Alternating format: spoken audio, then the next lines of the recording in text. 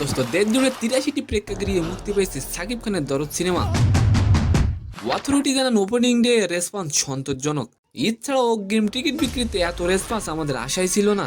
And second নিউজটি থাকবে দোস্ত ২৪ এবং ২৫শে নভেম্বর আইপিএল নিলামে সর্বমোট ৫৭৪ জন ক্রিকেটার থাকবেন।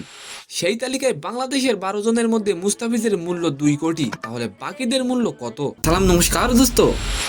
রাজনৈতিক পট পরিবর্তন, চলচ্চিত্রের টানাপোড়েনে একেবারে স্থবির হয়ে পড়েছিল সিনেমা হলগুলো, প্রায় পুরোপুরি শো বন্ধ হয়ে যায় সিঙ্গেল স্ক্রিনগুলোর। আর এবার সেগুলো খুলেছে। দেশ জুড়ে ৮৩টি প্রেক্ষাগৃহে মুক্তি পেয়েছে সাকিব খানের দরদ সিনেমা। সাকিব খানের এই দরদ সিনেমা কি রেকর্ড করতে পারবে? আপনি অবশ্যই কমেন্ট করে যাবেন। শুধু দেশেই নয়, বিশ্বের ২২টি দেশে একযোগে মুক্তি পেয়েছে সিনেমাটি। মাল্টিপ্লেক্সের ওয়েবসাইটে দেখা যায় ১৩ই নভেম্বর দুপুর থেকে অগ্রিম টিকিট বিক্রি শুরু হয়। এছাড়া কেরানীগঞ্জের সিনেমার অথরিটি জানান ওপেনিং ডে রেসপন্স সন্তোষজনক। ঈদ ছাড়া অগ্রিম টিকিট বিক্রিতে এত রেসপন্স আসবে আমাদের আশাই ছিল না। অনন্য মামুন বলেন, আমার আত্মবিশ্বাস দর্শক দরদ দেখলে খারাপ বলতে পারবে না।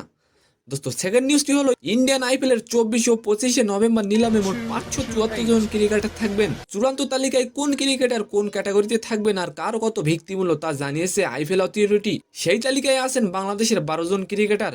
বাংলাদেশিদের মধ্যে সর্বোচ্চ ২ কোটি রুপির ভিত্তিমূল্যতে আছেন মুস্তাফিজ, ১ কোটি রুপির ভিত্তিমূল্যে আছেন সাকিব, মিরাজ, তাসকিন। বাকি ৯ জন ক্রিকেটার আছেন ৭৫ লাখ রুপির ভিত্তিতে।